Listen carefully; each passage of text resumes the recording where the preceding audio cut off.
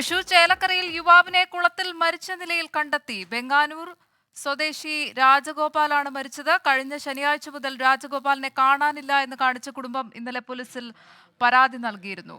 സൂരജ് സജി തൃശൂരിൽ നിന്ന് ചേരുകയാണ്. സൂരജ്, എന്തൊക്കെയാണ് വിവരങ്ങൾ?